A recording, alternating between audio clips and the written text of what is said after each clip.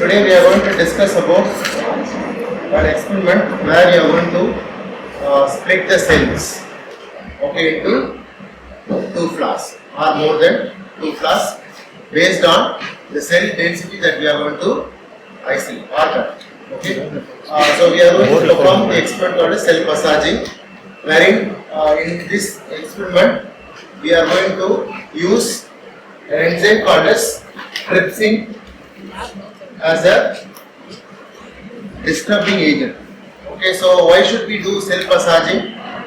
The cells, in the last class when we isolated the cells using primary cells, and also we had used a transform cell line. Okay, and then we transferred it to the flask and we allowed the cells to grow inside the flask, and we had observed the growth and morphology, right? So why should we do the passaging? What will happen if we do not do the passaging? There is a space available for the cells in the T25 flask. Okay, if the number of cells is going to be, say for an example, 10 cells are there, and the space available for the cells to grow inside the T25 centimeter square flask is 20, just for an example. Okay, in that case, only for two proliferation, the space will be enough for those cells. But if it is not splitted, passaged, what will happen? When the cell number increases, due to the restriction of the spaces, the cells will start to undergo cell death, and we call it as programmed cell death. Okay, or it will initially start to visualize with the change in the morphology. The cells are too crowded. Okay, if the cells are growing without any crowd, then the cells will be happy. The nutrient that we are providing to the cells will be utilized by the cells and it will grow. But if there is no space, in that case, the cells will not be happy. So how can we know that the cells are not happy? Just by observing it under the microscope, by looking at the morphology. Okay, so this morphology will make us understand whether the cells are having a sufficient space or not. If there is no sufficient space, then we have to perform this experiment to go for passaging the cell, that is splitting. Okay, so this particular technique is very vital whenever we grow mammalian cell cultures, okay, especially transform cells, right? So when the cells will start to develop. So I told you in the theoretical class that there is a limit called as Hayflick limit, right? According to that limit, the cell will start to undergo proliferation. When it reaches that limit, the cell will not undergo proliferation, right? So we call that as Hayflick limit. So the cell, as its doubling, be converted from one cell to another cell. So we call that as doubling. Well, what are the factors that will affect this doubling time? Nutrient, oxygen supply, space. These are the other factors which can affect the doubling time. But under normal circumstances, the doubling time for each cell will vary. Okay, so what I mean by each cell will vary? If we take epithelial cell, it is one of the fast proliferating cell. The doubling time for this cell is going to be 12 hours to 18 hours. And if you take neuronal cells, the doubling time for this cell is very long. It may take few days, even for a week. Only after days or weeks, neuronal cell, one cell will become into two. Whereas epithelial cell, in 12 hours to 18 hours, one cell can become into two, subjected all the nutritional facts are available to the cell. Okay, so based on that, the doubling time will vary for each cell. So today we are taking A549 cell, and it's a lung cell. It's a epithelial cell. So again, this will have a doubling time of roughly around 12 to 18 hours. So that means within this hour, one cell can become into two. If the flasks that we are holding the cells are becoming crowded, then what will happen? Morphology change followed by the programmed cell. Well, the main purpose of growing cell in a flask is to test for our research purpose. If the cells are dying just because we do not passage the cell, then it is waste of money, waste of time, and we are going to end up with doing nothing with all the infrastructure that are available. So for that we are supposed to do a process called as passaging. Okay, so there are few important points are there to know before you start to do massaging. One, you should be knowing the doubling time of the cell that you are working. Okay, I told you epithelial cell, neuronal cell. Okay, and the second point is the enzyme that is going to be used for disturbing or detaching the cells from the flask.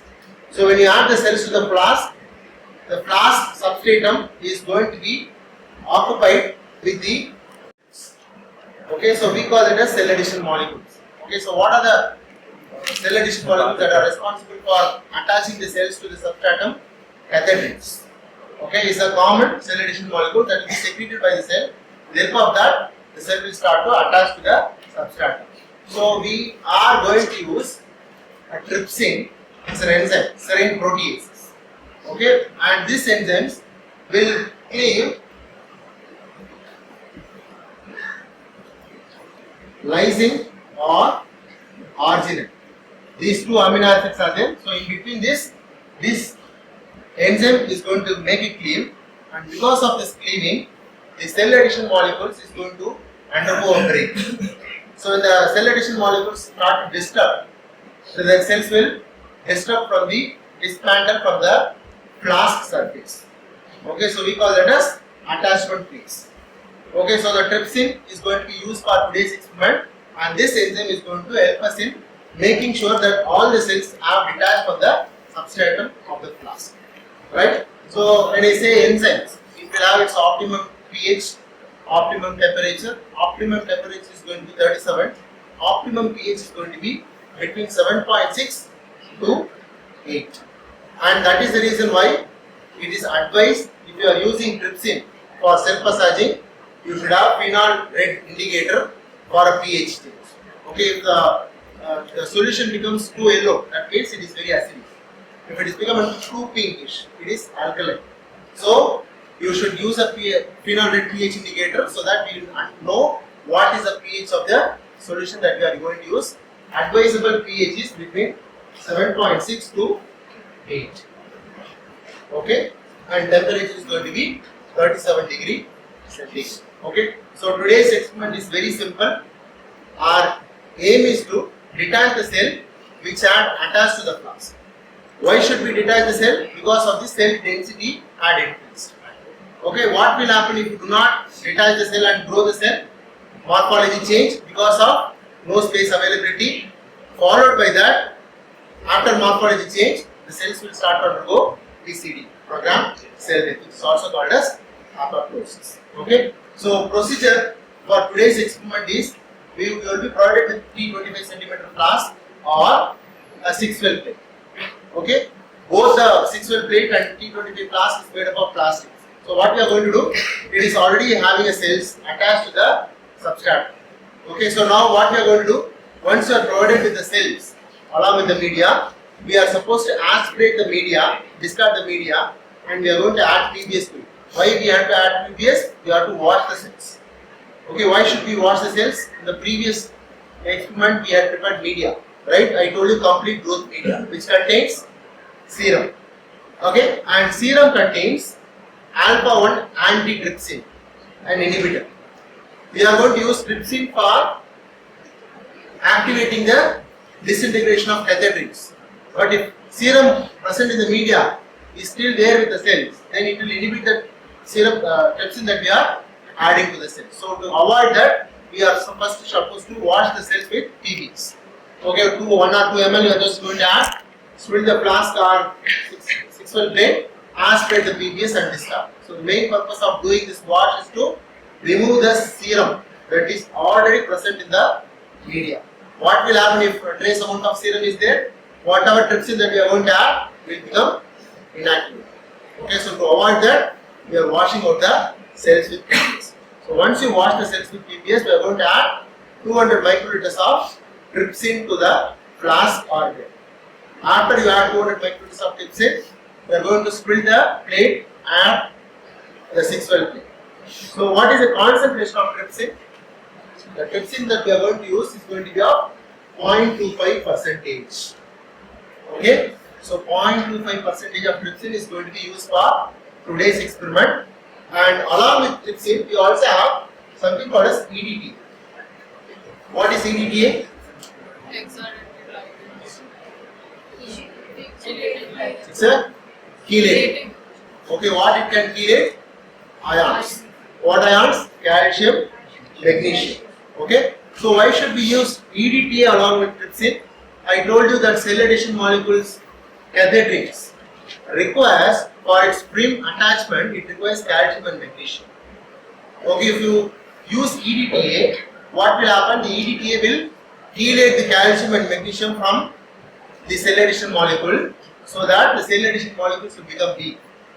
When it is in a weak stage, the trypsin will start to cleave between the lysine and arginine, so that it will be easy for us for the detachment of these cells. Okay, so for that purpose we are having EDTA. The concentration of EDTA is going to be of 0.53 millimolar.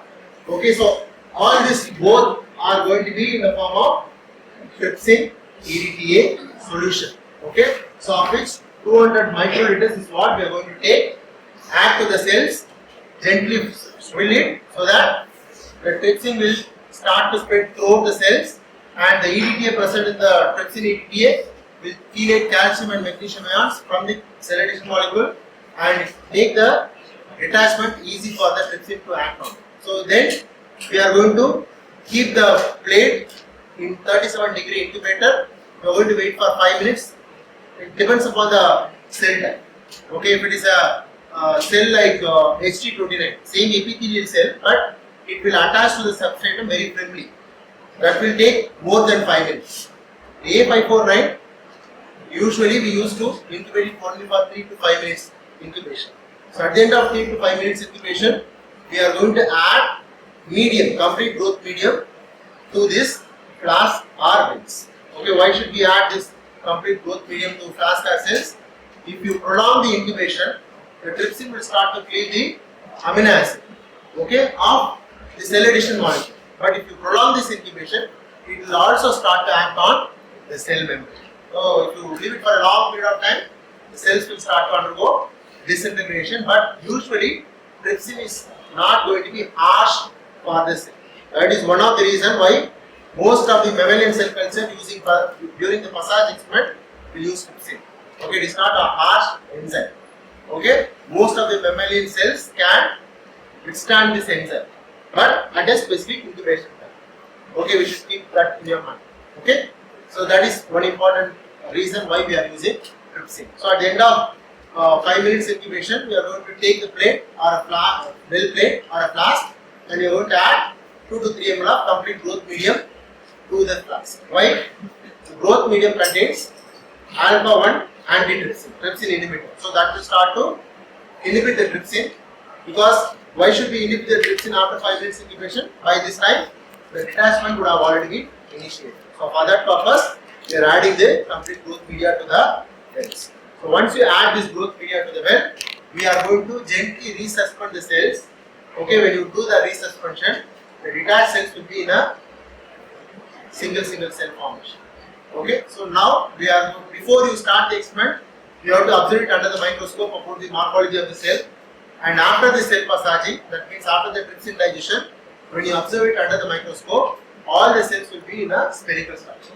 Why? Because all the cells have relief from the cell-cell contact and cell-substratal contact because of the trypsin enzyme action.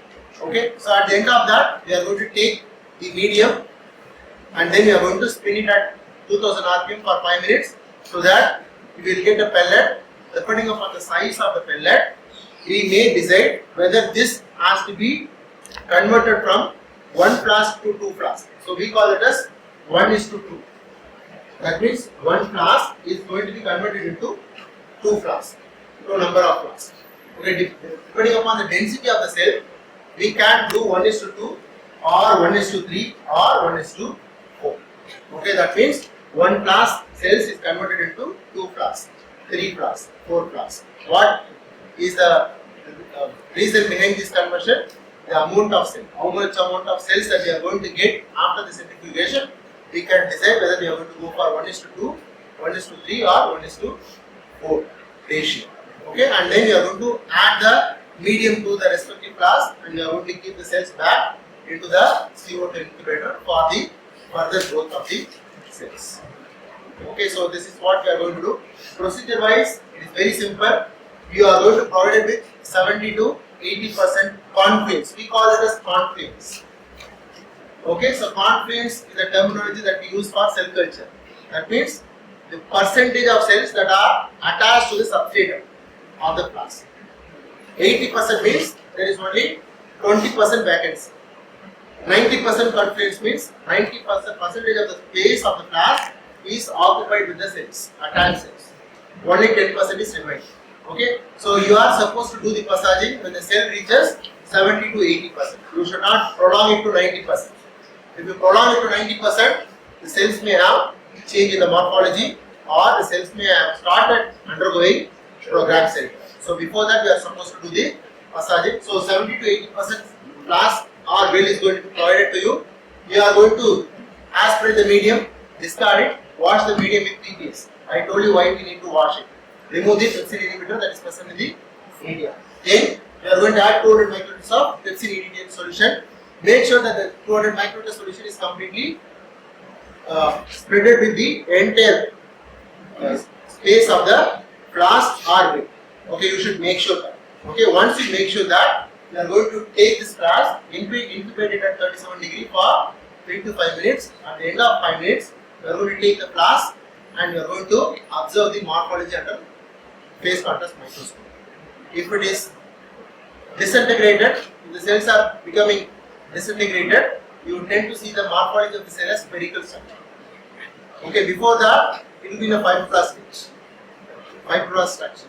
Okay, but once it is detached completely, it becomes into a spherical structure. Once you confirm that, we are going to add 2 ml of medium to it, resuspend it very slowly. Again, in cell culture, resuspension has to be done very slowly because we are not supposed to cause damage to the cells physically. So do the resuspending very slowly. At the same time, do not introduce air bubbles. Air bubbles are the reason cause for contamination. Okay, no air bubble, no harsh resuspension. Okay, so we take care of these two.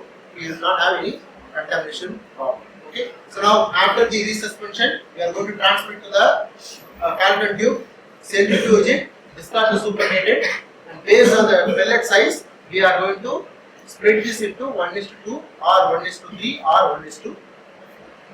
Okay, this is all the procedure for today's experiment. Now we are going to start the experiment. To start the experiment, the used media are supposed to be aspirated. For today's experiment, we are using 24 well plate. So gently tilt the plate so that all the media comes at one place. You slowly aspirate the media and do not disturb the cells. So after you aspirate the media, you are going to discard the used media into the discard container, and then we are going to add 3 to 4 drops of trypsin EDTA to the well of 24 well plate. And after adding this trypsin EDTA, we are going to gently swill the plate. That is, you make sure that all the added trypsin EDTA will evenly disturbs through the well, and then you just remove the trypsin EDTA. Now, why should we add trypsin EDTA again? Because the trypsin EDTA that we added dropwise will be inhibited instantly because the media contains serum and the serum contains trypsin inhibitor.